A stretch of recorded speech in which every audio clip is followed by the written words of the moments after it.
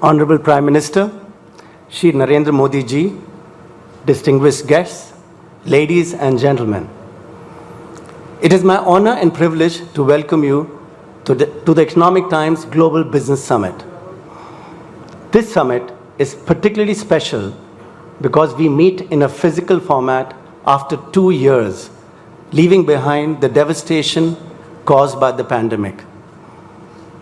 2 years ago, like other countries, our economy shrunk. Many were quick to write obituaries about India's status as a rising economic power. All these naysayers have been proven wrong. Honorable Prime Minister, under your able stewardship and guided by your untiring efforts, India has demonstrated remarkable resilience, resolve, and self-reliance to emerge stronger out of the pandemic's long shadow. This new India has its eyes firmly on the future, even as it marches with determination on the Kartavya Path. There's now an unmistakable air of excitement and optimism about India, at a time when large parts of the developed world stare at a recession. In this period of uncertainty, India stands out as a beacon of hope. It's now the world's 5th largest economy and is on track to join the top 3.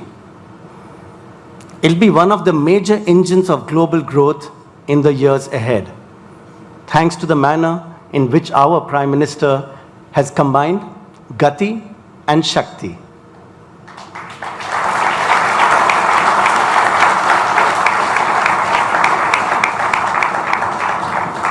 Honorable Prime Minister, your vision of an India that will engage with the world from a position of strength and confidence is becoming clearer by the day. At home, you have aggressively championed the cause of Atmanirbhar Bharat, which is not only creating more domestic champions, but also nudging multinational giants to make in India. Also, in this year, when India has assumed the G20 presidency, you are bringing the global community into your embrace. With Vasudhaiva Kutumbakam, the world is one family. This philosophy actually started taking concrete shape with India's supplies of critical medicines and vaccines to other countries as part of the Vaccine Maitri initiative. More recently, India has helped Sri Lanka during its grave economic crisis. India's assistance to Turkey and Syria after the devastating earthquakes is another example of the Prime Minister's emphasis on Vasudhaiva Kutumbakam.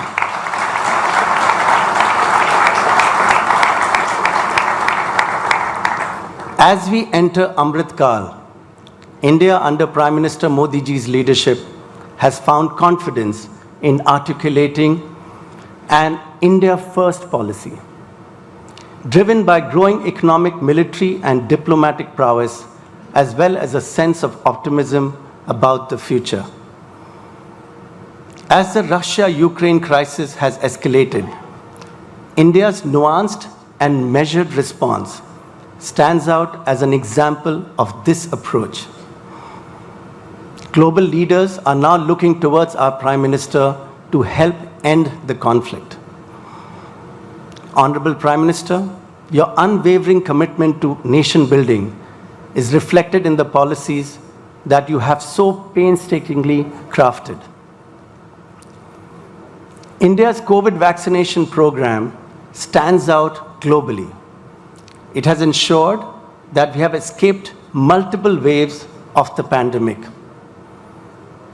Over 2.2 billion doses of Made in India vaccines have given citizens the confidence to return to work and leisure in full force. This year's union budget underlined the government's decision to do the heavy lifting on capital expenditure. The proposed 33% rise in spending is part of a strategy to accelerate the pace of project execution and to trigger a cycle of private sector investment. Crucially, inclusion remains a key goal.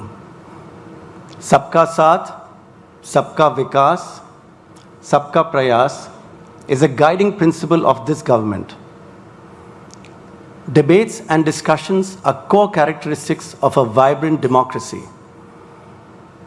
This has also been the driving principle of the ET Global Business Summit, which has emerged as Asia's premier meeting place for global thought leaders. The deliberations this year will be centered on the theme Resilience, Influence, Dominance that addresses a post-pandemic reality. This is where we celebrate the present and anticipate the future.